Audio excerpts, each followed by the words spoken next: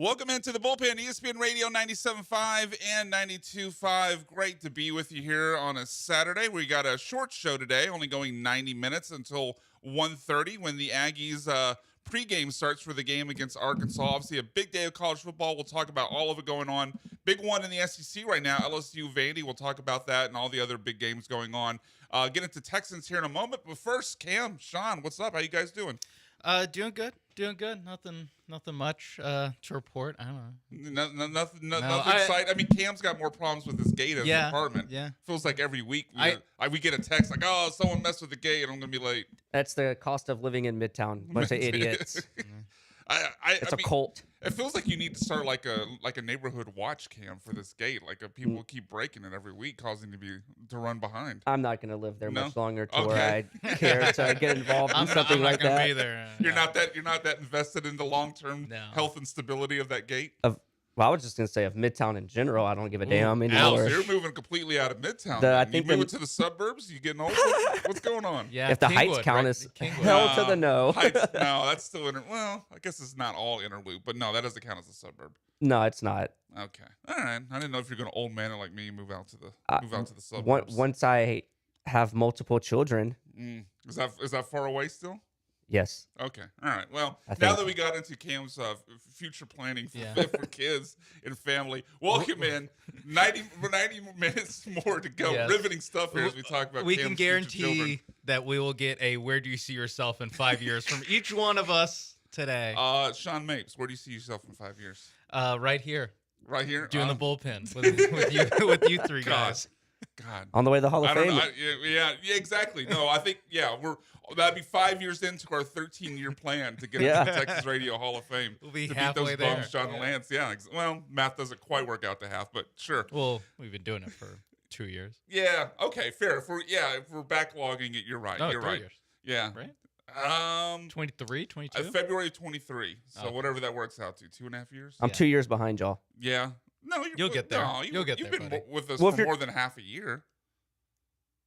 Yeah, I guess are we including our entire radio career? No, just Oh. like when No, when 'cause you Brian had started on the already bullpen. I was blown gonna say, past 'cause- it. Well, shut up. All right, so set up the big question here today is I try to sidestep the eventual old joke. Thank you for that.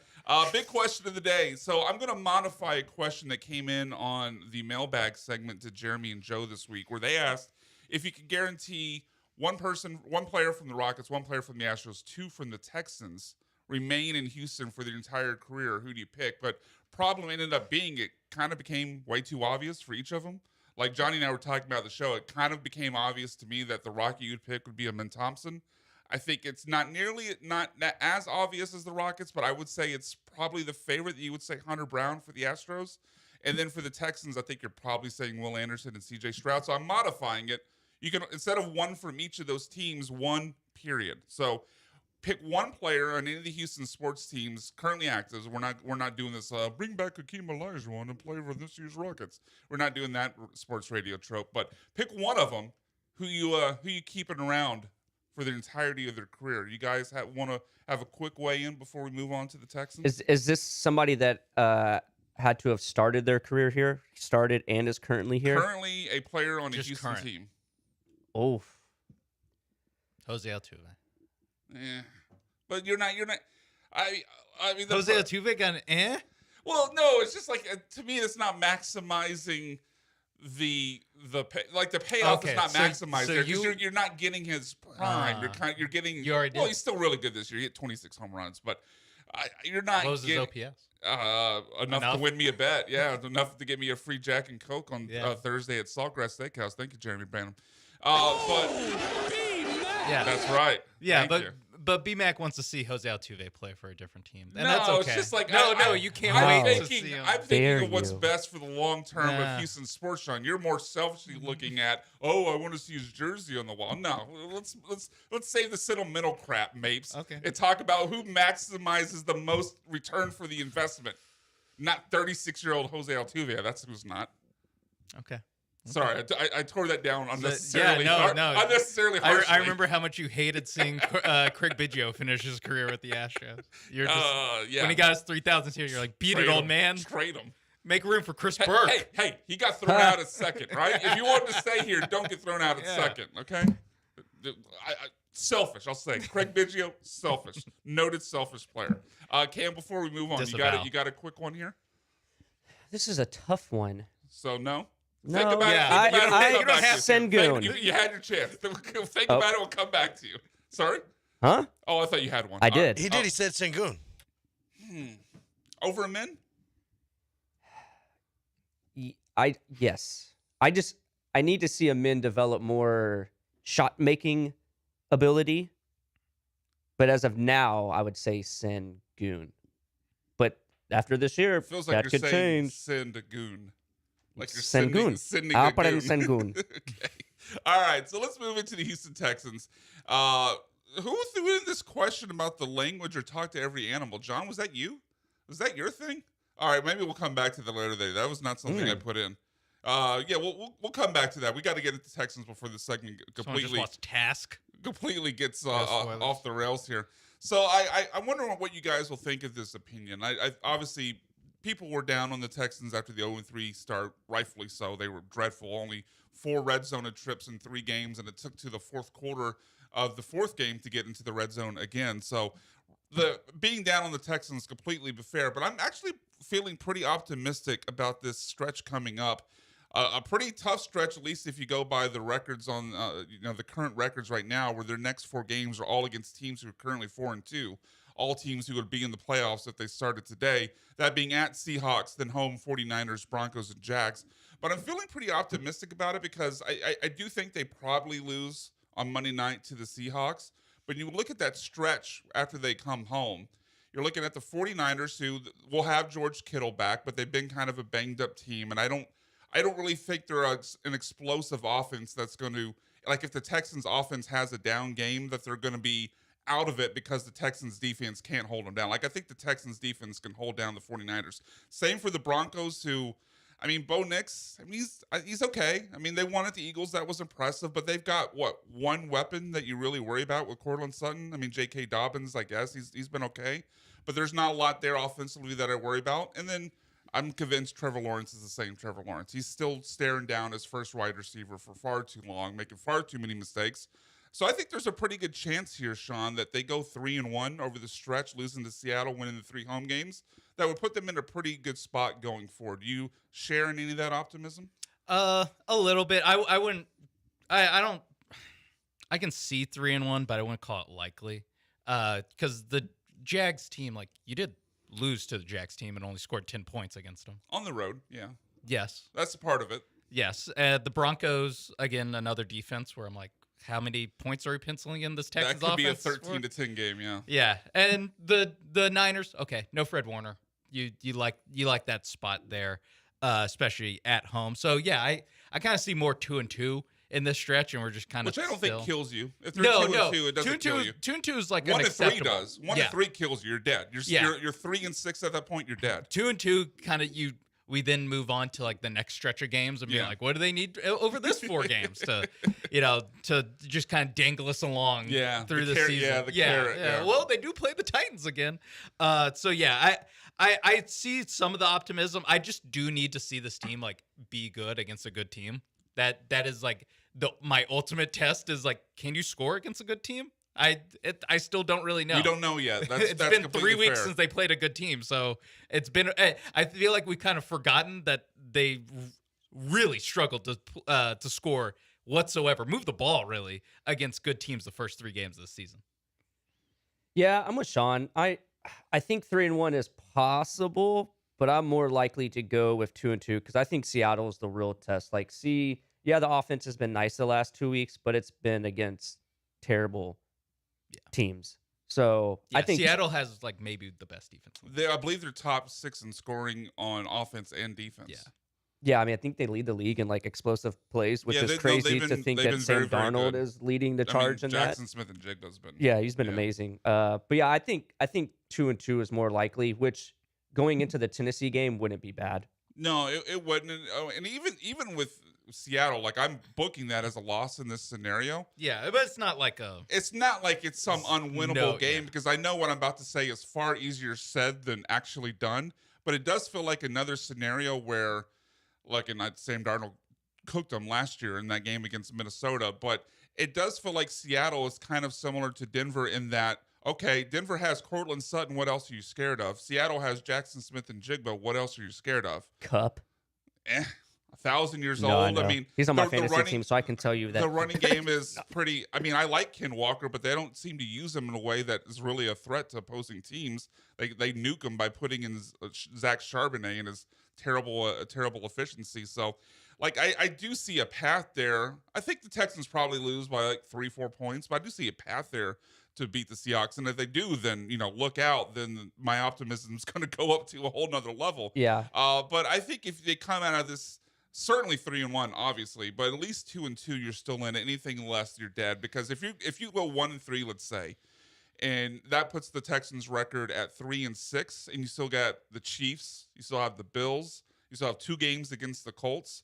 You still have there's another tough game. Oh, the Chargers. We'll see. I mean, obviously the offensive line's beat up, but still a pretty good team. Like if they go into that stretch at 3-6, they're done. Yeah, especially since what did most people talk about? They were probably going to have 7 losses this year. I mean, be like another 10-7. Yeah, 10-7 is what they've done in each of the first 2 years with D'Amico and Stroud. And 10-7, we've talked about this before. 10-7 is like the record, the bare minimum record to be like you will probably make the playoffs. Right. Yeah, 9-8's 9-8. It's tiebreakers. It's a weak third wild card. Like it's a lot of ifs there. So 10-7 is like the kind of the good number to keep in your head of like you need to go 10-7, and they're what 2-3 right now. So yeah, 2-2 in this stretch that gets them to 4-5. You can see the path there. You can talk me into an upset win against one of those teams and named, and then you're right back in it. Yeah, that's kind of the way I look at it. All right, so as the show goes on, please send in your answers to the big question. That is, of course, guarantee one current Houston athlete finishes his career in Houston across the Rockets, Astros, and Texans. If you want to be a Maverick and throw in the Dynamo, go ahead. But I'm not. Jack McGlynn. Yeah, Jack. There we go. Give me Jack McGlynn. Ezekiel Ponce. You want to throw in? You want to throw in a Dynamo player? I think I've exhausted the list of Dynamo players I know. Steve Clark's gone. He was the goalie the year before. Jonathan Bond won their goalies. Oh, yeah. Look at that. Me flexing my soccer knowledge. That's going. It but matters. you got another one? We could go back. No, and I forth? said it matters. Oh, okay. All right. I was hoping Soccer we could just go back and forth, just naming off the entire Dynamo roster. It's riveting radio. Nah. Sorry, I don't think we Glenn can. Davis. We can, but I don't think we will. I don't think we will. We could do that, I mean, but clearly we have to our hit a break. soccer knowledge. Yeah. Look, Johnny. Look, we would do it, but Johnny's in my ear like, get the break, get the break. That's I'm like, great John impression. yeah, no, spot on John impression. Get the break. That's what John sounds like in my head. But sorry, John. But send in your submissions. Guarantee one current Houston athlete. We're not going back in time. Finishes his career in Houston. Who you picking? Send that to the HRMP listener line. You can call or text 713-780-3776. When we get back from the break on the other side, get into some NFL, talk about that Old Man Bowl on Thursday night, the Icy Hot Bowl, I think people were dubbing it, and then talk about some of these big injuries at the wide receiver position. That when the bullpen returns, ESPN Radio 97.5 and 92.5.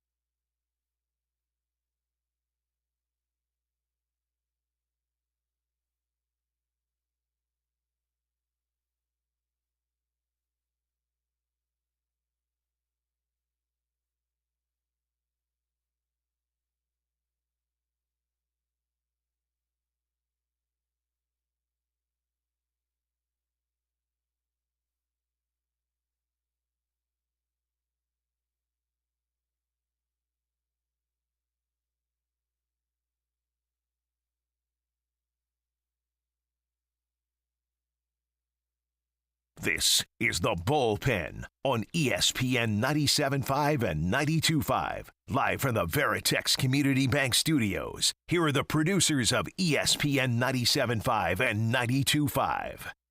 Welcome back in ESPN Radio 97.5 and 92.5 to the Bullpen. I'm Brian McDonald, joined by Sean Mapes, Cam Smith, and John Belmer.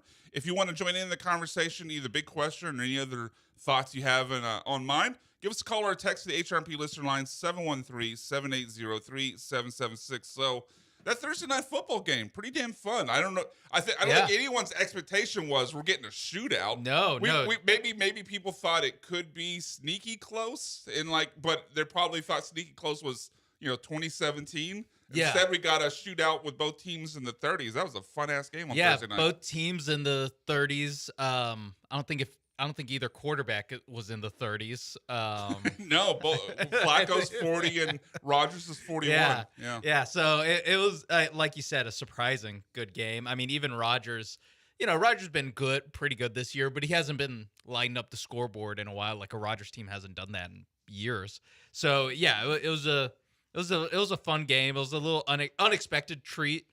And it warmed the cockles of my heart seeing two old timers slinging it out there.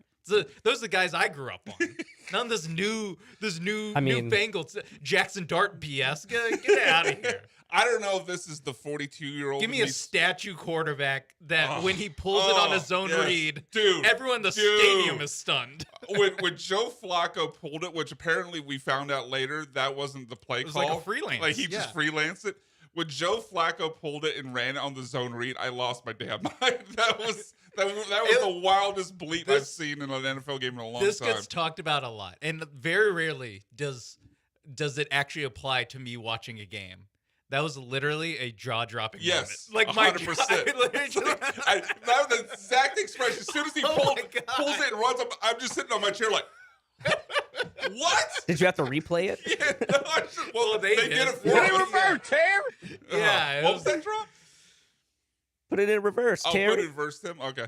I was, 100% like it's oversaid time. Oh, jaw-dropping moment. No, that was legit. Like I was so stunned when he pulled it. If you gave me a list of like 200 different football plays that I thought was going to happen and put them in order, that would be number 200. It'd be 201. Like he would intentionally not put it on the list. Kneel down would have been ahead.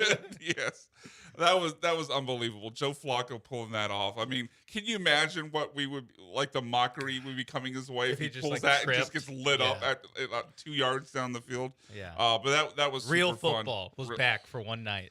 Look, I don't know if this is the old man in me speaking, but give me that. Give me the two old dudes playing over a matchup of two rookie quarterbacks any day. It was way more fun. I can't guarantee it'll be better football all the time, although on Thursday night it was.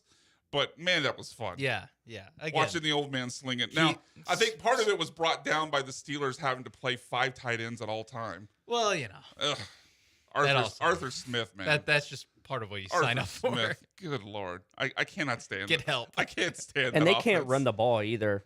Well, they did on Thursday. Well, Jalen Warren was tearing it up. Yeah, he had 117 yards. But leading up to 19 it, fantasy points. That's all I care about. Leading up to it, I was just like, oh my God. Yeah, neither team could run it coming in. I mean, Chase Brown was under 3 yards per carry coming in. All of a sudden, he ripped off like over 100 yards and like just 13 carries, something like that. It was crazy. Thursday night games are always weird. Yeah, well, it's usually weird on the bad side though. It's like, this fourth quarter and it's 10-7. Like, what are we doing? But it was quite the opposite on this last Thursday. Good Lord, the fact that at the very end of the game, watching Aaron Rodgers sling that ball like 70 yards. Let's be honest. Like, everyone thought he was converting that, right? Yes. Yeah. I mean, with Rodgers, you do just like in the back of your head, you're just like, he probably gets like. Not only did it get there, but DK was sneakily pretty damn close to bringing that down. Like it just went barely over his head. Rodgers also had another throw over the middle of the field that was like a glitch in a video game. It got there so fast, like it got through traffic so fast. Oh yeah, it was the long pass to Freiermuth, right? Yeah. I know what it you're was just about. like. It was crazy. I don't know how it got over that defender that was sitting underneath. Rodgers, he's not as good as he once was, but he's as good once as he ever was. Thank you, Toby Keith. Wow. Let me pour one out for Toby Keith. Good one. Too bad I don't have a red Solo cup to pour it out of. That would make it more appropriate for Proceed to party. I'm trying to think of the words to that song about freedom that he sings, but courtesy of the red, white, and We'll blue. stick a boot in your ass. That's the American way. Exactly, something like that. I mean, that's what Joe Flacco was doing to the Steelers. When he pulled it out on the zone read, he stuck a boot in the ass of Mike Tomlin, who was bitching in the media about the Browns being unfair.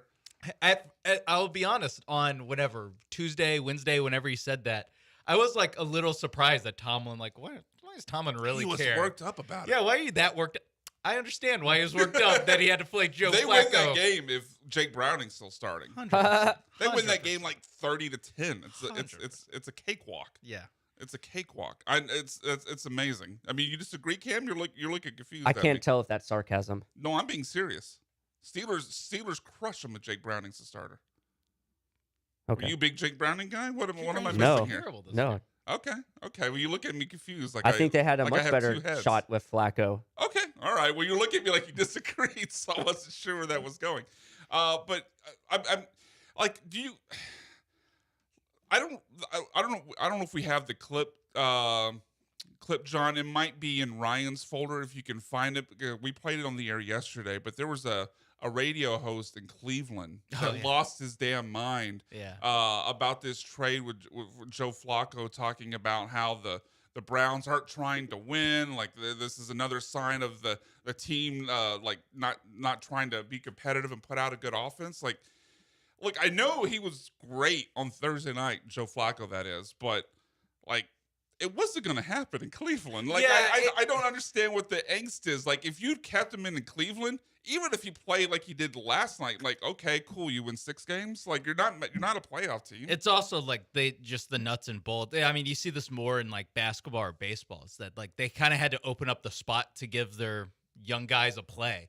Like they have to open up. It's, like in baseball, like a team will trade an older shortstop because they have a shortstop prospect coming up. That's kind of they're not going to win that year. That's like the kind of Browns know. That's what the Browns had to do. They have 2 rookie quarterbacks. You got to start playing them. Yeah. So here was it Tony Rizzo? Was that the name, John? We got the club. He found it. Let's listen to this Cleveland radio host absolutely lose his mind that the Browns traded away Joe Flacco.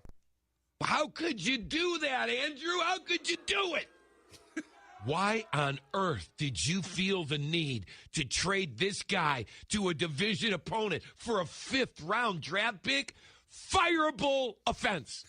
That is a fireable offense. I want to know how much longer the owner's going to watch this crap, because the fans have had it. We deserve better.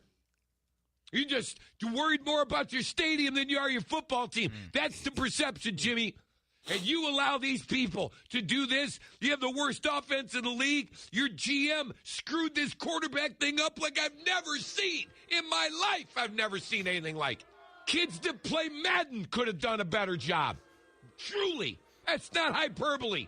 It's a joke. I like the jeering. All right, you can cut it, John. You can cut it. I like the jeering bed that they have. I don't know. Yeah, I guess the producer's playing some generic booing underneath, but I love the idea that he talked about how putrid the offense is and how they screwed this quarterback thing. I'm like, yeah, it was putrid when Joe Flacco was playing. You got a 5th-round pick for him. You should be happy. Do you want to put on a tinfoil hat and please put it on? What if they made that trade to guarantee themselves that they're 4th in the division and get an easier schedule next year? The Ravens are going to get a Lamar back, and so they're going to, they're not going to go 1 and whatever. No, they won't be the last place in the division. And the Bengals with Jake Browning were charging for the Browns spot. Hadn't won a game. They're 2-0 with Joe Burrow. 0 and whatever since then. Browns are like, hey, listen. Well, what if little tank commander here? You get a little bit better of a quarterback. We get worse. I think playing for 26. I think the simple answer is the simple answer. Like they knew, okay, with Joe Flacco, without Joe Flacco, they were going to have a bottom 5 offense that was probably at best winning 5 games. Like maybe 6 if things go crazy in the direction. 5 actually might even be optimistic for him. Like I don't know how that radio host could look at what he had seen until the point they traded Joe Flacco and thought, well, if they only kept him, because he's saying you should have kept him, right? Like, if you'd only kept him, things are going to get so much better. They're going to make the playoffs. Like, he's talking about you chose money over winning. They weren't winning with Joe Flacco, and he's a 40-year-old quarterback you got a 5th-round pick for. Yeah. I don't understand the angst there in Cleveland. Yeah. I mean, I get. No, Well, I don't get it. I feel like I get the angst, but not at that specific move. I feel like we've Let me rephrase officially it. Yes. talked too much about this. Maybe so. All right. So, quick question here before we go to break. Bengals now 3-4 after that win on Thursday night. The Ravens, of course, 1-5 now, coming off their bye week, going into their bye week. Sorry, 1-5 going into the bye week. Who's more likely to make the playoffs, Cam? That's Bengals a at great Bengals at question. 3-4, or the Ravens at 1-5. Obviously, they think they're getting Lamar back next week, coming off the bye. So you could probably talk yourself into them ripping off, 8 wins out of 11 games or whatever's left on the schedule. I'll do the quick math. There are 11 games, so like an 8-3 stretch. Or can the Joe Flacco-led Bengals keep things around 500 until Burrow gets back in December and make the playoffs? What's more likely to you? I've got the schedule on the doc there if you want. Yeah, I'm looking at the Ravens now. I mean, obviously, their schedules are actually pretty similar. They both have the Bears. They both have the Jets. They both have, well, I think that's actually where the similarities in, although both do have an AFC East team. The Bengals have to play the Patriots, where the Ravens have to play the Dolphins. But where are you leaning? Man, those 2 losses or those 2 wins that the Bengals have on the Ravens, I mean, those are big, but it's still a team that if the Ravens get healthy, because it's not just Lamar, but I think they have like 3 defensive starters coming back. Roquan Smith, I think, should be back when they return. So obviously that team is hella more talented than Cincinnati, but man, to come back from already 5 losses.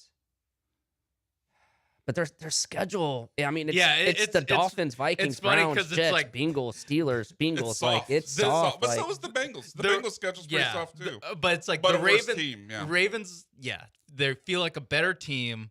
They're getting back a better quarter. Like, they are getting Lamar Jackson back. He's better than this Joe Flacco. Are you kidding me?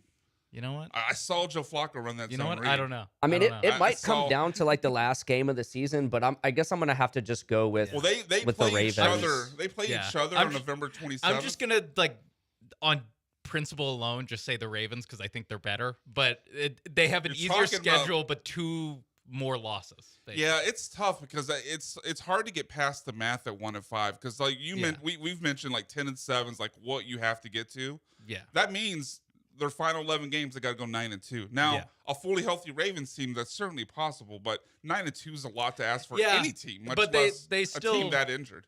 They still have to like get right on defense, not just get healthy, but like get good at defense. So Yeah, that- I mean, I guess I I kind also- of think I that's as easy as getting healthy, but maybe not. yeah. But at the end of the day, I'm like, we think this Bengals team's gonna make the playoffs. I mean, I'm looking at the next 5 weeks leading up to when they play the Ravens on 11/27, which that could decide a lot.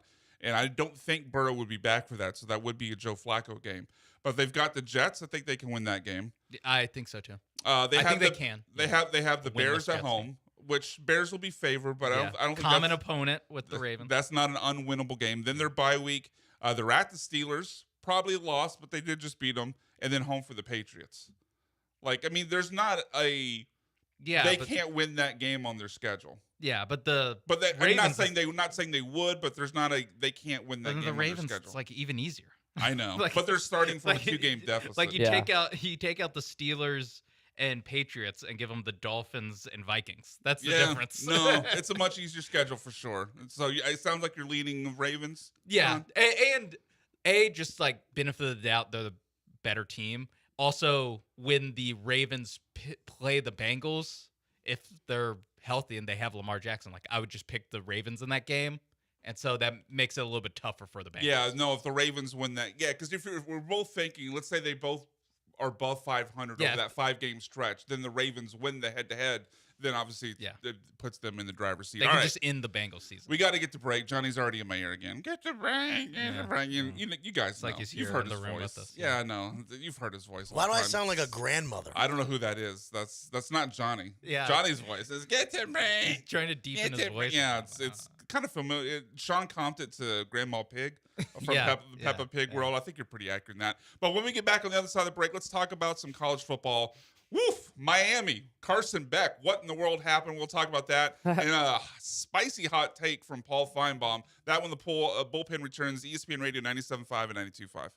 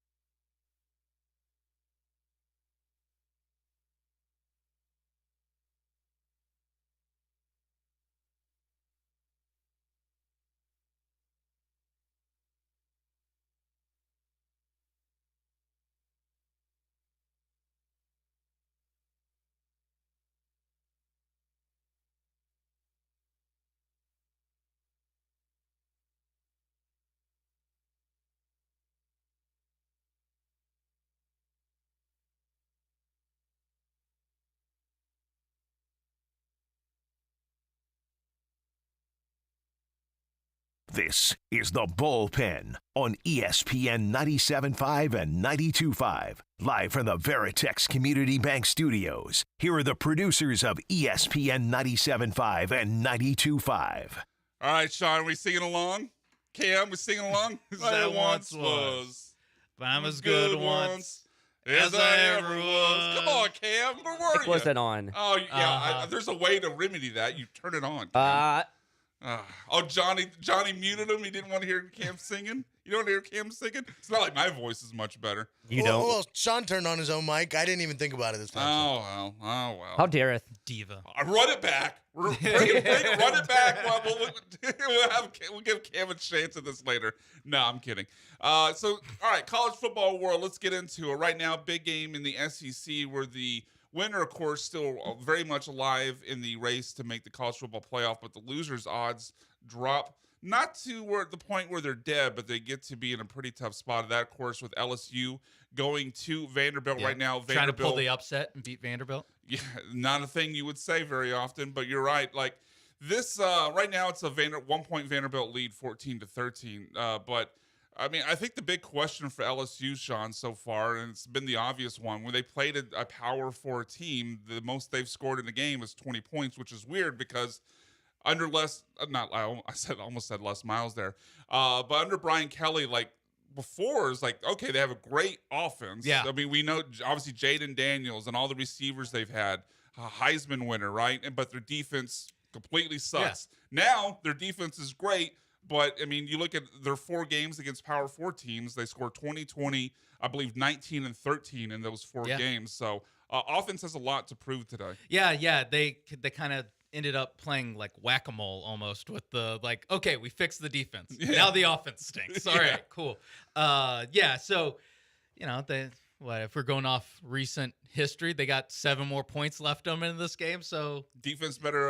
Pavia, give me one more touchdown. You win. It. Ball game. But I mean, obviously they have 13 points at halftime, so they probably shouldn't say this, but they'll probably get over 20. You have to imagine. So Maybe. Maybe. I do think that will ultimately be kind of what, if they lose this game and things kind of fall apart for LSU, like that'll be what ultimately kind of does in the Brian Kelly tenure, is that he just couldn't field the defense for the first 3 years of his tenure there. Well, you look at their schedule coming up too, and I'm pulling it up as we speak. Yeah, Make they sure have, I know they've got Alabama, Bama, they have A&M, and I think they have Oklahoma as well. Oklahoma at the end of the season. Yeah, I believe the next 2 games after this are Alabama or A&M, and then Alabama, and like you said, OU at the end of the season. Like this is it's not a. Will Kunkel's going to hate me for this. Careful. It's not a must-win. No, but it not feels, at all. but it feels like Brian Kelly's going to have to surprise us in one of these games to keep his job. Like between this game, Alabama, A&M, and Oklahoma to finish the year, I don't think they could go anything less than 3-1 if he wants to keep his job, which feels like a tall ask for this offense. But like, especially if you're talking about the one being Vanderbilt, like they might get the one today. Yeah, exactly. So I mean, like if they go 2-2 in those 4 games, their best possible record's 9-3. They're not in the playoffs, and I think he's gone. Yeah. I wonder what 9-3 would mean for him. There is a little bit of like tiebreaker goes to his fan base hates him, so that doesn't help. Mm-hmm. So yeah, I do wonder about that as Vanderbilt makes a field goal. Yeah, 17-13. Yes. And so I mean, LSU, they really got to win. They got to win. They really got to. The more we talk it out, like they really got to win this one. How hot do you think that seat is, Cam? I think it's pretty hot. I mean, for everything that y'all basically had touched on, the fact that nobody likes him in the town that he's you're right. coaching But it's a funny way to say it. Like nobody likes him. And 9-3 at LSU is not gonna cut it. And that's probably if not. That's if he goes 9-3, because obviously this game's not given. A&M is going to be hella hard. Alabama, hell, they could even lose to Arkansas. And then, like you said, they finish off with Oklahoma. I guess they could lose to Arkansas, but I'll pencil a win in for them there. But it's not outside the realm. It's not the craziest thing that's ever happened for sure. So one team that took a loss last night that I don't think a lot of people saw coming, where it was the number 2 team in the nation, the Miami Hurricanes, lose at home to Louisville. In the game, Carson Beck, who, according to the Heisman favorite odds going into the game, was tied for first with Ty Simpson as the favorite to win the Heisman. That was a fraudulent bet. Hopefully he didn't make it. But he throws 4 picks and Miami goes down. It feels like Miami's just kind of due one of these games every year, Sean. And I didn't expect to see Louisville, but they've, like, you look at their schedule coming up, their remaining schedule: Stanford, at SMU, Syracuse, NC State, at Virginia Tech, Pitt. What I didn't mention for any of those teams was a ranking number. So it's kind of a similar situation to last year, where they slip up against Syracuse and their schedule's so soft that it's going to be hard for them. I think they could still get into the playoff, obviously win the ACC title game you're in. But that remaining schedule is not going to help them climb up the standings if teams behind them keep winning. Yeah, and the difference is last year they went 10-2, so they do need to lose another one. And I know that while, like, technically I don't think they're currently in the ACC title game, like if the season ended today, but the teams they're behind are Georgia Tech and Virginia, 2 teams where it's like I'm not penciling them in for a perfect 8-0 in conference play. So no, 100%, especially Virginia. Yeah, I think that they're still very much alive in it. They are just not as they're up there as with Ohio State, as one of the best teams, viewed as one of the best teams in the country, one of the teams that have the least amount of questions about them in the country. And yeah, you lose a home game to a all right Louisville team, like that changes the way we think about you. Yeah, 100%. So how are you feeling about Miami's chances now, Cam, to make the college football playoff? You still think they're better than 50-50, or are you starting to lose confidence that they'll get it done? I think they're still a little better than 50-50, but it's just crazy. Like, looking at their stats, like against non-conference teams, they've done amazing. But against conference, they're 1-1, and their point differential is only like 3.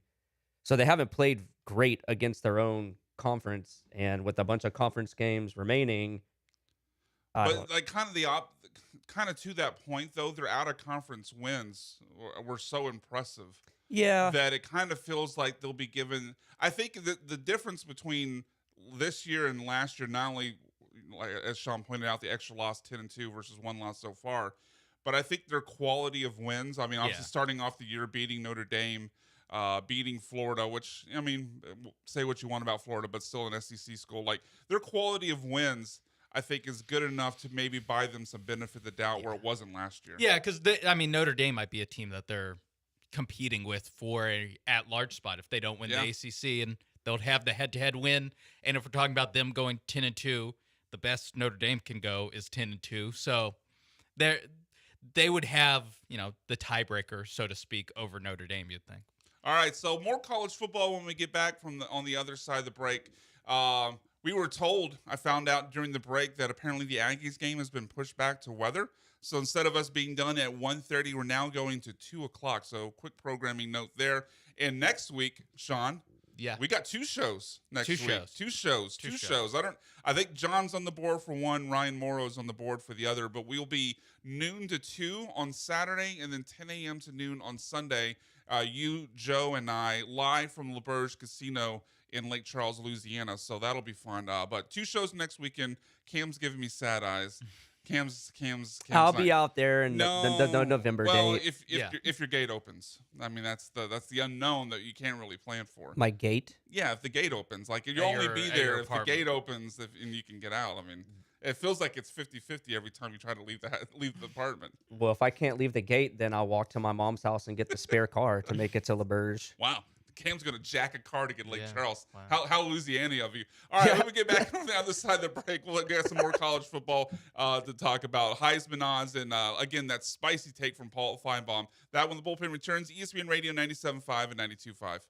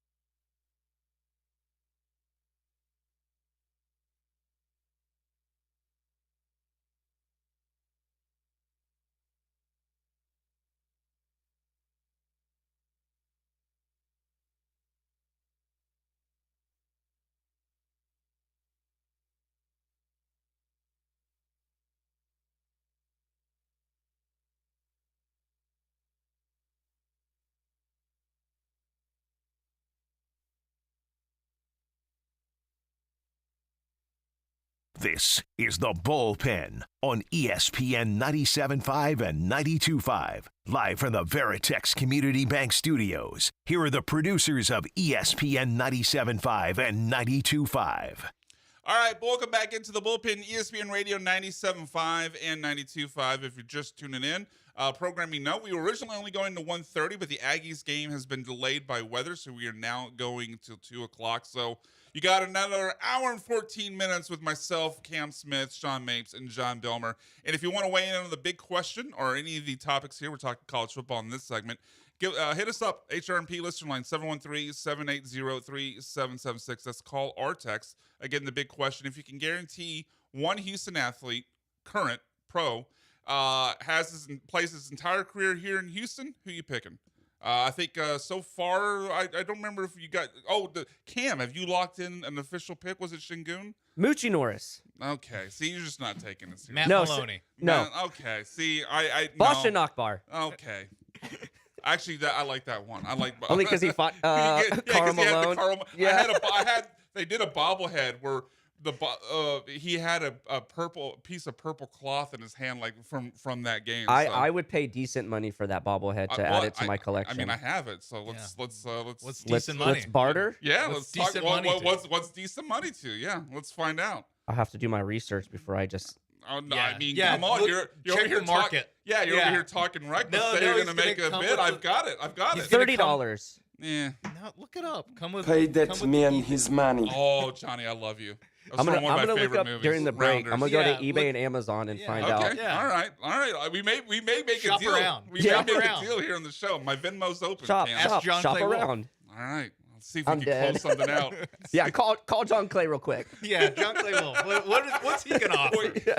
I don't think the Boki Nakbar bobblehead has a VIN number.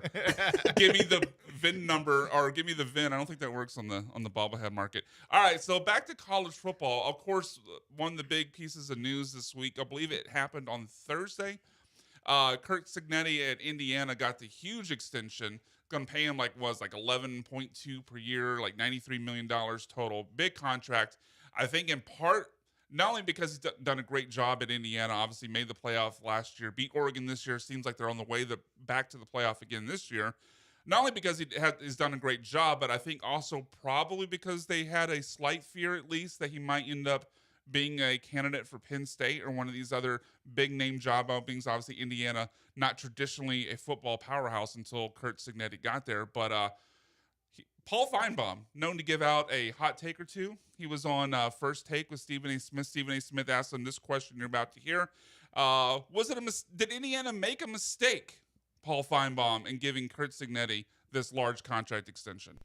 They did not. And before anybody jumps out of their chair, allow me to explain. I think everyone on this panel agrees that he's done a phenomenal job. But, Stephen A., this is how programs get in trouble. They just gave him an extension and a contract raise at the end of last season. We are barely at the midpoint. Let it play out before you completely send the Brinks truck up. And by the way, because Indiana is going to be in the playoffs, there's no way he could leave anytime before December or January. A couple of years ago, remember, Mel Tucker, Michigan State. They gave him a $100 million deal. He went out and lost to Ohio State, and he completely imploded after that. James Franklin, same thing. Jimbo Fisher, same thing. All I'm suggesting is take a deep breath, Indiana. Let the season play out a little bit before you mortgage a guaranteed $93 million contract that you may have to figure out a way to pay for down the road. All right, so I messed up the lead into that. He was actually asked, did they make a mistake? So, or no, I'm sorry. He was asked, did they get it right? He answers, no, they did not. Look, I get the latter part of Paul Feinbaum's take. Like, there's obviously plenty of examples where teams rushed into the huge contract extension. We obviously saw that here 2 hours away pretty recently with Jimbo Fisher, where they gave him the huge contract extension, and then he was out of a job, 2 years later? Something like that. It was pretty quickly. Mm-hmm. But, look, I think it's a little different here with Indiana because, I mean, not like A&M obviously has – A&M doesn't have tons of titles. Their last legit title before they made some up was in 1938, 1939. Something Crow. John David Crow. something like that. I think, the running back. Yeah, I believe he's the Heisman winner for them. But like, I get it, that take, if it's about a traditional power that can probably go out, and if they lose that coach because he jumps to another job, just replace him with another great coach. And it's just a factory where they're not rebuilding, they're just reloading. It's like Ohio State with wide receivers. There's always the next guy.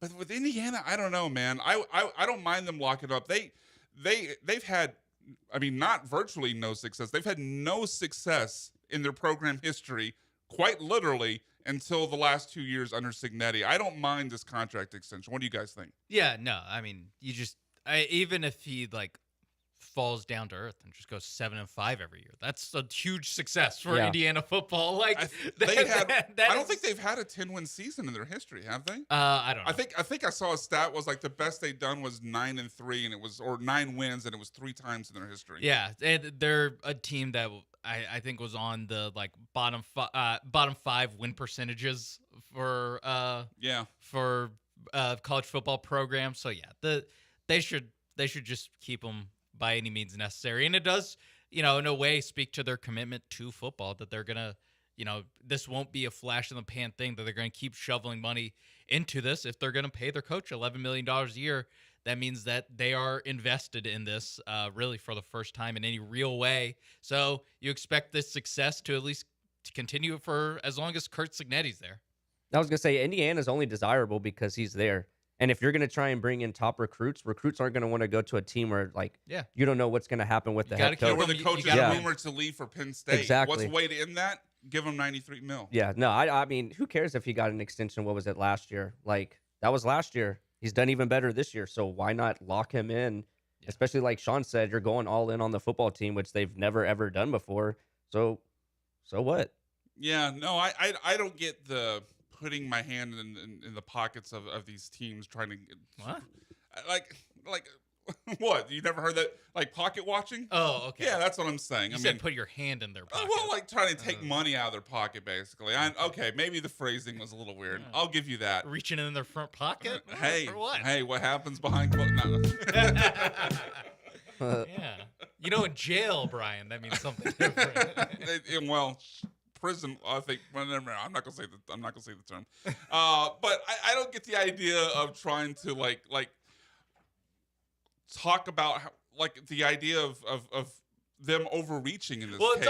It's also, the thing is, he brings up James Franklin, Jimbo Fisher, in the Michigan State head coach. His name. Mel Tucker, who got fired for lewd acts on a Zoom call. And he pulled a Louis C.K. That's what he got fired for. They actually ended up not having to pay the buyout because he got fired for cause, because he was tugging it on camera. So like that is only a problem with Jimbo Fisher. That phrase today. That's only a problem. The Jimbo Fisher buyout and the James Franklin buyout are only a problem because they got fired. Under no circumstance should Indiana ever fire Kurt Cignetti. Yeah. Even if he just goes 3-9, like you just keep him. And he's also in his 60s, so it's not like a super long-term thing anyway. Like if there is a fall off, like just ride it out, because you're Indiana. Like chances are whoever you hire, they're also going to go 4-8. Yeah, like exactly. You said earlier. Like, I mean, what's the downside on his next few years? He goes 7-5, 8-4. I think you're still. I mean, given like the current rate of what coaches are getting paid, he just goes to Bulls. The past success of your program being none, I think it's still worth it. Yeah, if he just goes to Bulls consistently, like again, if he would just be the greatest Indiana coach of all time. If he just goes 8-4 every year. Yeah, they finish this year, say they go 10-2, they make the playoff. If they go 6-6 for 3 more years, he is still by far the best coach in Indiana history. I don't see the downside that he points out, again, because there's the downside of A&M, the downside of Penn. That means it's the buyout, but they can afford to pay it. But like you said, they're not going to have to pay the buyout of Cignetti because he's going to be the best option they have regardless. So before we got a couple minutes before we hit the break. Obviously, I think I mentioned this last segment when we were talking about Miami, that the odds board for the Heisman had Carson Beck in a tie with Ty Simpson, the Alabama quarterback, at the top of the odds for the Heisman race. Obviously, 4 interceptions for Carson Beck. He gone. He way down the list at this point. I mean, not to go all chalk, but I kind of believe the Ty Simpson being the favorite thing. Obviously, Alabama has the schedule, the big wins. They're Alabama too, so they're going to be, getting all the attention it would require to win a Heisman. They obviously have had a lot of Heisman winners over the years with Derrick Henry, Mark Ingram, and Devonta Smith. But on top of that, I mean, Ty Simpson's numbers are fantastic. 16 touchdowns to 1 pick. He's passing for a ton of yards every game.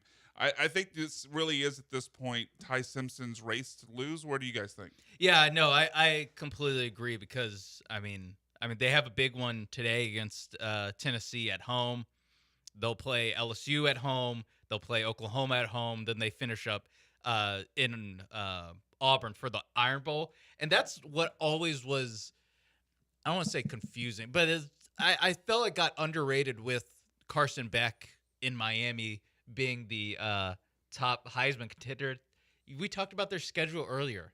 What game is going to be in the national spotlight in November for them? It's only in the national spotlight if they lose. Yeah, I was about to say what game in October. I mean, really, it was just like their first 3 weeks that they're playing marquee matchups. And I think that's what people need to remember is that like you do need like a narrative push. You need to be like the story or at least the player story of college football to 100%. get that push. So I think that was kind of ignored in the Carson Beck thing. I think Ty Simpson has a terrific chance to do it, and he's been the best quarterback in the SEC so far this season, and I think he's going to have more opportunities to prove it. Even if they lose today, they'll have, 2-3 more primetime games to prove it. So he can still rebound. Yeah, I think I go Ty Simpson as well. If I had to go someone lower on the odds board, I mean, I might go with Marcel Reed from A&M.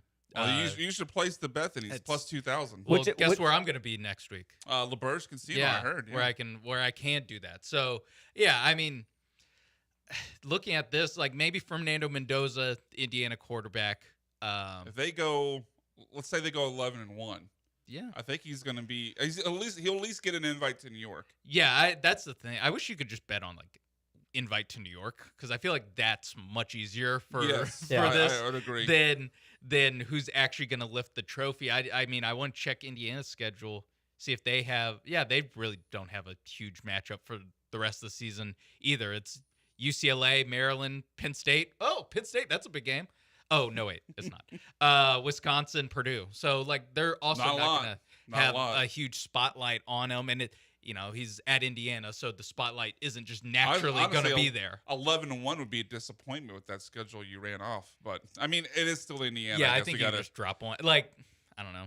Really, I mean, Miami just lost at home to Louisville. So I think that Ty Simpson's probably the best bet, especially he is the favorite for a reason. So where are you at with this, Cam? Are you betting on Ty Simpson, or if you're looking at the rest of this board, like who would you throw your dart at? No, I would definitely put my money on Ty Simpson, and same thing with Sean. I mean, to be honest, I think Marcel Reed is way too low down compared to where Beck is, because going into that game, Marcel had more touchdowns and passing yards than Beck.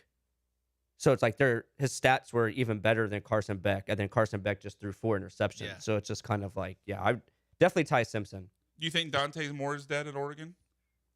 No, I think he's alive. I think we would have heard about it if he died. Okay. All right. I think I would have got that. ESPN Radio Wow. 97.5 and 92.5. When we get back, it's time for our prize picks. John's a jerk. ESPN Radio 97.5 and 92.5.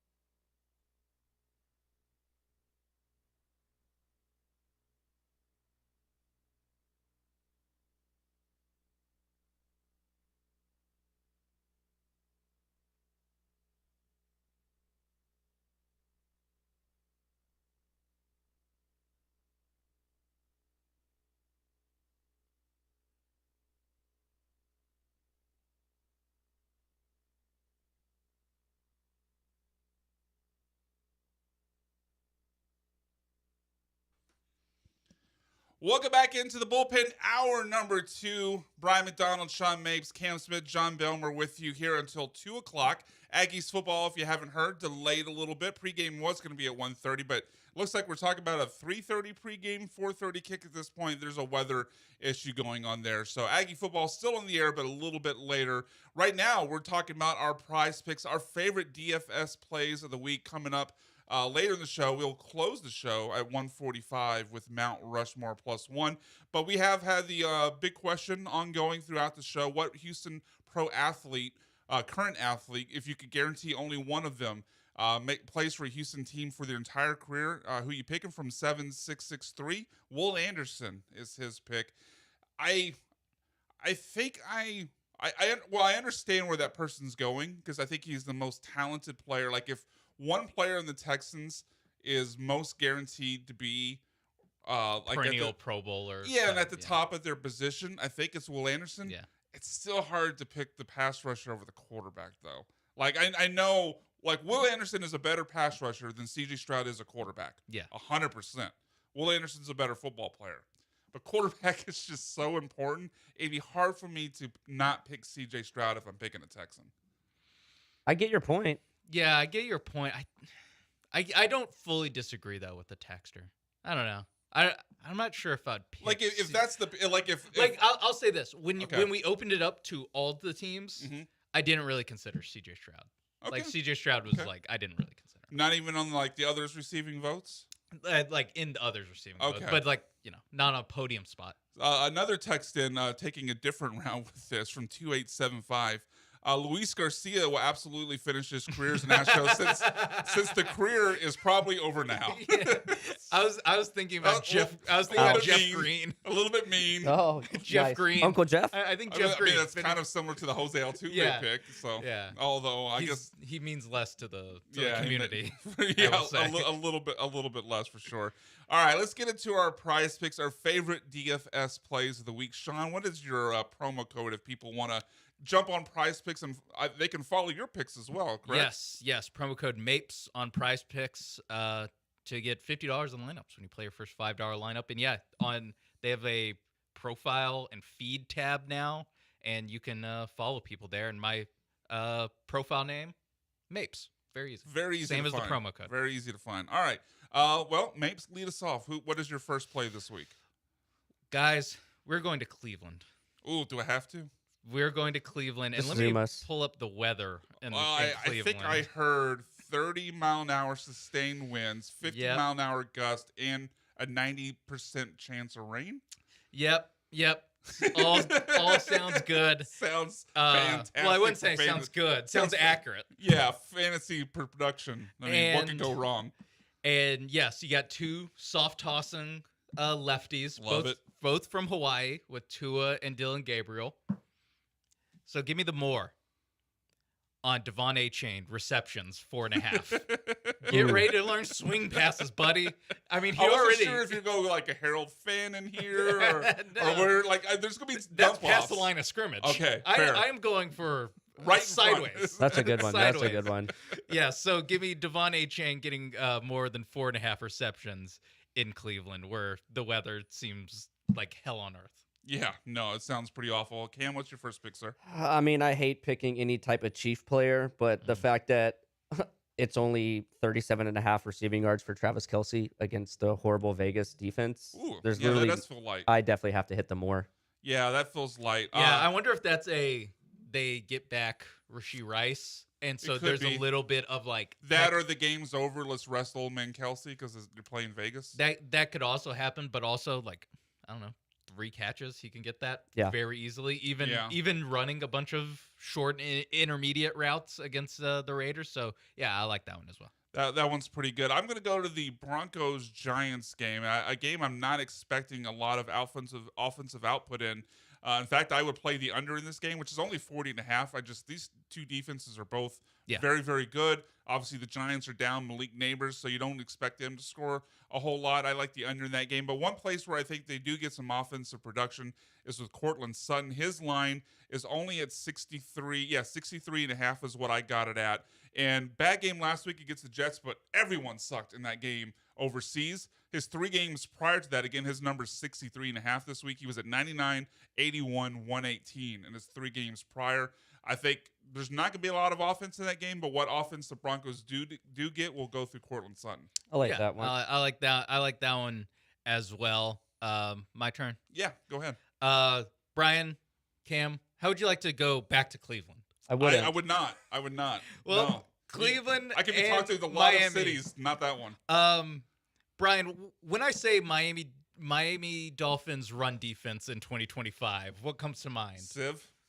Rico Dowdle, 250 yards. Does that come to mind? That sounds about right. Give me the more on Quinshaw Judkins, 85.5 rushing yards. Ooh, that's a pretty big line, but I like it. Yeah, Oh, but he's a beast. Yeah, He's like been a it. beast. I like you it. think Dylan Gabriel's going to throw it 52 I do times not. in a I do not. rainstorm? It's raining sideways I think like there's in a good Forrest Gump? chance one of these quarterbacks will end with a negative passing yardage total, kind of like Justin Fields Yeah. did overseas last week. Yeah. In London though, so like conversion rate, I think he comes out Oh, positive. is this a metric joke? Yeah, Is this a yeah. metric joke? I Okay. think it's closer to positive. But yeah, I that's my read on that Dolphins Browns game is running backs. Just running. That's all running. Just however you want to slice yeah, it. The running backs. Underlined it 3 Yes. times. The Exclamation, quarterbacks, exclamation. Yeah. Receivers. The best thing is I have both those running backs on my fantasy team. One of my There fantasy you go. teams. HN Yeah. and PPR, Judkins. you're Judkins, printing Judkins money. was a Yeah. free agent pickup like week 2. Yeah. All right, yeah. so what's your next pick, Cam?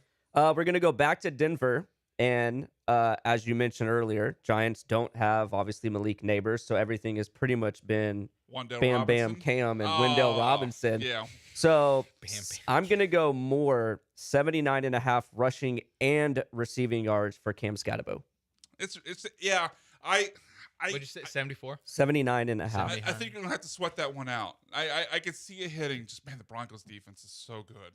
They're so good. But I mean, what offense the Giants get is gonna have to go through Wandale and Yeah. Scatabo. I mean, so. because there's another Cam one where it's just straight rushing yards, and I think it's 56.5. Yeah, I saw it at 54.5. It might have gone up. But either way, he gets 79.5. I don't give a damn if it's 70 rushing yards and 9 receiving yards. I think there's no other offense really besides him and Robinson. So Okay, so you went with the rookie running back. My next one is not a rookie running back. He's very old. He's Nick Chubb of the Houston Texans. Not very old. He's ancient. his body is. His body, his knee for Okay, certainly is. okay. He may be 30. His knee is 85, okay?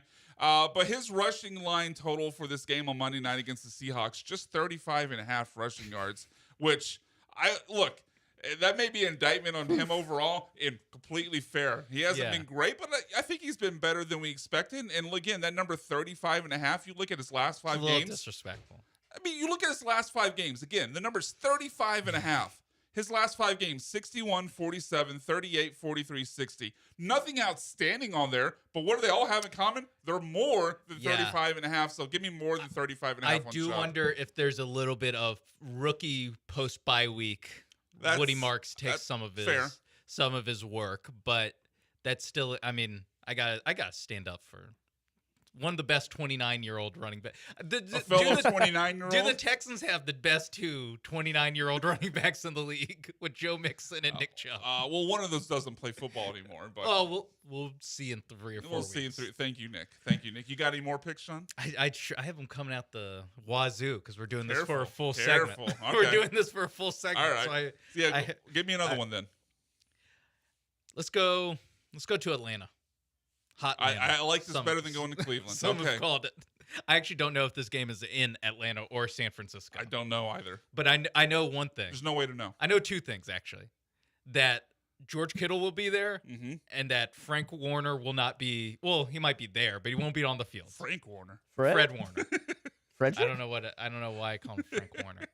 Mama called him Frank. I call him Frank. Frank. I don't know where that came from. Give me the more on Kyle Pitts and George Kittle combined receiving yards. Okay. 86.5. All right. I think Kittle coming back is going to get force fed a good amount, especially with Mac Jones in there. I mean, honestly, it feels Purdy too. Just whichever one's healthy, whichever one's most healthy. I don't think either are very healthy. Mac's not healthy either. I don't think either of them are very healthy. Their wear and tear meter is very low. Thank you. I understood that as a college football 26 But player. I think that George Kittle, first game back, is gonna be a big part of that game plan no matter what. And I think Kyle Pitts victimizing linebackers that aren't whatever Frank or Fred Warner. I think he'll have a good day too. Cam, if you'll allow me to skip the line here, because my next pick is in the same game. Okay. It's actually the You same. son of a. It's actually the same team, and it's also receptions. But mine is Christian McCaffrey more than 5.5 receptions. His last 5 games, 7, 8, 6, 10, 6. All of those above 5.5. They are. I know Kittle was out for those, so there is an unknown factor. And Jennings is back. Yeah, I'm not as worried about that. But like there is I mean, Kendrick Bourne's been great, so it's not like Kendrick Bourne in the last 2 weeks has been 140 receiving yards, and it hasn't affected how often they dump it down to Christian McCaffrey. Look, George Kittle's great. He'll probably get 6 catches for I don't 86.5. I don't think that takes away from the dump offs to Christian McCaffrey. So No, especially give me more than 5.5. Falcons bring a lot of pressure there. Right. They get to the quarterback. Honestly, not just by bringing pressure, but just even when they rush forward. They drafted 2 first-round SEC pass rushers. Yeah, they can get to the quarterback. So, a lot of dump offs there. So I can see that one. All right, Cam, what's your last one, sir? I'm gonna go to Carolina and get Rico Dowdle more than 60.5 rushing yards. So you're not worried about Chuba coming back? No. No, I think. What do you think the split is there? I would be surprised if it wasn't like 2/3 Dowdle. Yeah, I mean, because everything Hubbard. that you've seen from Dowdle, Hubbard has not, in his time with Carolina, he has not put up 2 performances like that. I mean, he's pretty Not damn this good, year. though. Not He's this year. not He this year. Right, he hasn't put up 200 rushing yards, but he's been really good. Yeah. And they gave him a big contract extension during the offseason. But so. he's also had injury problems, so it's just like, why would you rush him back against a terrible Jets team? So I still think Dowdle's, like he said, going to get 60-70% of the touches. It's a little bit of hot hand. Bring on Chuba a little slowly. Like you can kind of do both there. So, what'd you say? 60? It's 60.5. 60.5 isn't that much. I mean, that's less than half of what he's done the last 2 weeks. And Yeah, if we're facts. keeping it in the same game, I also have Coker with more than 25. Jalen Coker? I know, Oh, okay. I'm being a jerk. More than 25.5 receiving yards. I was gonna say you're in like 5 different fantasy leagues. You definitely I know who who Jalen Jalen Coker is. Yes, You're yes. a cokehead. I don't roster him anywhere, but I know who he is. I'm aware of his work. All right, we got to get to the break. On the other side, when we return on the bullpen, ESPN Radio 97.5 and 92.5.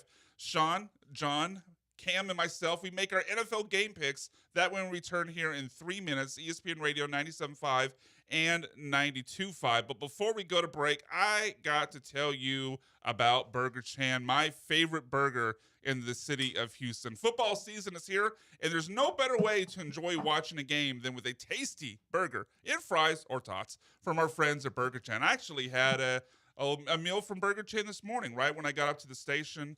John Belmer hadn't bothered me yet, so I could eat my meal in peace. And then he came in, hey, what are we going to do on the show? I had to ignore him.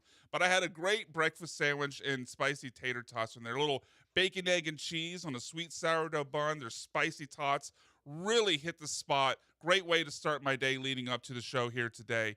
And maybe you don't want a breakfast sandwich like I got. I mean, there's plenty of other things you could get there. They've got great burgers. Got a burger there on Monday. Fantastic. They also have falafel. They have fried fish sandwiches, chicken sandwiches, hot dogs, and breakfast sandwiches like I had today as well. And whatever you have there, you know it's going to be fantastic because Burger Chan is an award-winning restaurant, one of the best restaurants in the whole country, and they've got the awards to prove it. 2023 and 2024, Burger Chan was ranked by Yelp as one of the best 100 restaurants in the country. Not just best burger places, not just best places in Houston, but one of the best restaurants in the whole country, and it's right here in our backyard. So make sure you stop by Burger Chan. They've got extended hours. They used to be closed on Monday. They're now open there for lunch service, and they're now open for dinner service in addition again when they used to close at 3 every day on Wednesday through Saturday until 9 o'clock. So open on Mondays, dinner service Wednesdays through Saturday. Lots of extra time to go stop by Burger Chan and try one of their delicious sandwiches. And make sure you stop by on Mondays, this week Tuesdays, after a Texans win to claim your free side with the purchase of any entree. I mostly go with the burgers. I did a breakfast sandwich this morning, but lots of other options to go by and check out as well. So stop by on the Monday after a Texans win, Tuesdays this week after the Texans beat the Seahawks. Mention my name, Brian, mention ESPN 97.5, or just say Go Texans, and you'll get a free side with your entree. Burger Chan, best burgers in the city. Find them at 5353 West Alabama and see their full menu at burgerchanhtx.com.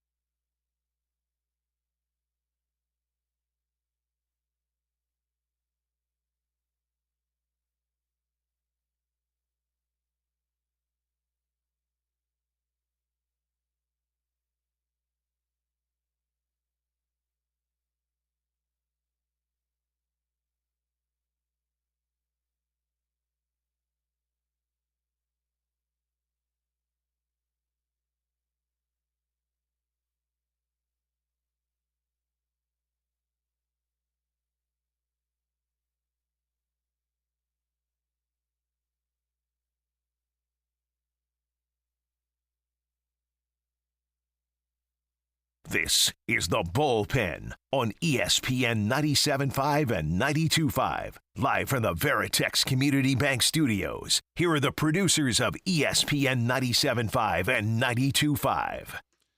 So about us being going till 2. Not so fast, my friend, as Lee Corson might said. Apparently the Aggies want to do a 3-hour pregame show, even though their game got moved back to a weather delay. So by all means, Aggies, they will take over the airwaves at 1:30. That means we don't have time for Mount Rushmore plus one. Sorry, we'll have to save that for. But we have a double show next week, Sean. Yes. Show Saturday and show Sunday. You, Joe, and I live from LaBerge Resort or Casino Resort in Lake Charles. So we'll have 2 days of Mount Rushmore next week. But right now, we finished the show, Cam, with our NFL picks of the week. Why don't you quickly update us on the standings, and then we'll get into the picks. I'd be happy to, Brian. Thank you. Although you could skip mine because I know I did terribly. Absolutely not. No. So after last week, Brian 1-4. Ugh. The rest of us went 3-2. So Brian is Everyone sitting. else went 3-2. Yeah. Wow. Man, I suck ass. And we didn't even all pick the same game. No, That was no. pretty- As Cam Ward might say, I was ass. Yeah. Yes. I was ass. Yeah. So going into this week, Brian BMAC 12-13. Oof. I am 16-9. John is 8-17, and Sean is 10-10. All right. So only one of us over 500. Maybe fade our picks. All right. What's the first game we're picking this week, Cam? Chargers versus the Colts. This game is in LA. It is in LA. With an upward In LA. inflection. I will take the Colts. It's not a strong lean. It's kind of a coin flip for me, but I'll take the Colts. Give me the Chargers. Nice. You faded me, dog. What's going on here? That's actually Worked out last That's week. a sound strategy. That's a sound strategy. We know Cam's. Yep. John, Bolts is up. John's picks already in? Nope. No, Okay. I didn't do it this time because Cam wanted me to wait. I'm going to go with the Chargers. Thank you, Am John. I alone The on first the time Colts? he's I'm a lone picked my wolf? team. It is. Alone on the Colts. Look at that. History's. I'll be on the right side of history. Colts 5-1. What's the next game? Yeah, okay. Jacksonville versus Los Angeles Rams, which I believe this is a That's in London. That's game. overseas. Yeah. Give me. I know the Rams are down, Puka. That sucks. But so do the Jaguars, at least on offense. Give me the Rams. Man, this is tough. I really hate this game. I do too. I don't really want to watch hate it. I don't really want to hate watch it. It's a good You don't have game. to. It's at like 8:30. So Yeah, no, I'll probably skip it. It's a good game. It's just I hate picking this game. Or it's a game between two good teams. Yes, there we go. Which is more than we can say for most London games. Yeah. Certainly last week. Give me the Jags. Oh, wow. I'm sensing a trend Home field advantage. Yeah. Yep. All They right, are technically the home team. I'm gonna go with the Rams. Cam. Okay. All right. I got the leader on my side. I feel a little bit better, Johnny. What do you got? I'm gonna go with the Jags. They've got that London, connection. You got that London Yeah. swag? Is that what John and I. Barely. you guys simpatico? Yeah. Jagging All right. off. I'm just gonna let it sit Jagging there. off. I'm just gonna. I said bolt up for the last one. He sure did. I'm just doing the phrases. Minnesota versus I'm just gonna Philadelphia. let it sit. Minnesota and Philadelphia. Yep. In Minnesota, man, This is another one. Carson I hate. Wentz- Carson Yeah, I I Wentz- know. hate this game. Carson Wentz revenge game. Yeah. He will start. Yeah, I think the Eagles get back on track. Give me Philly. Yeah. I'm also Philly as well. Give me the Vikings. Oh, I thought I was gonna be a lone wolf. He is Give me the just Vikings fading- too. he's just fading No, me for everything. I'm not just fading you, but it is. I don't feel good about any of these. Yeah, like no. I'm Some agonizing This over is all a of them. tricky week. This is a tricky Yeah. Some week. weeks the weeks or some weeks It's we have just games like- that are really easy. But Yeah, this this is it's just tougher. like Brian Flores versus a pretty crappy Eagles offense. It's just that's the play. I have a very strong feeling this game will be boring, but I think Yeah. the Eagles outboring them. Yeah. Belmer. Yeah, we got he Belmer picked the win Vikings. Minnesota. We got 2 more games left. Another tricky one. Seattle versus Houston. 9:00 Monday night game. This is straight up, right? This is straight up. Okay. I said it earlier. I thought they're going to go 3-1 their next 4, but the one in that 3-1. Shout out to Paul Heyman is going to be Seattle. I'll take the Seahawks to win a close game, win by 3. Yeah. Same thing. I'm going Seattle. 9:00 game on the West Coast after being off for 2 weeks. I think it's a trap game. I'm not. You think it's a trap game?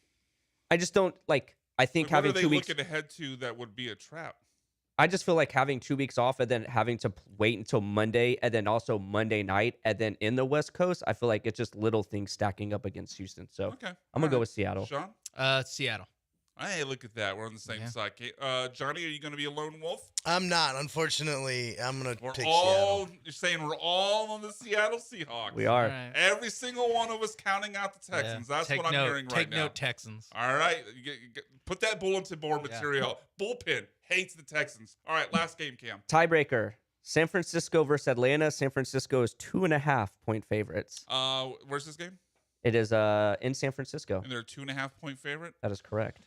I don't trust Michael Penix. I know they won against Buffalo on Monday night, but man, did Michael Penix look a lot like Trevor Lawrence in that game. So give me the 49ers. Atlanta.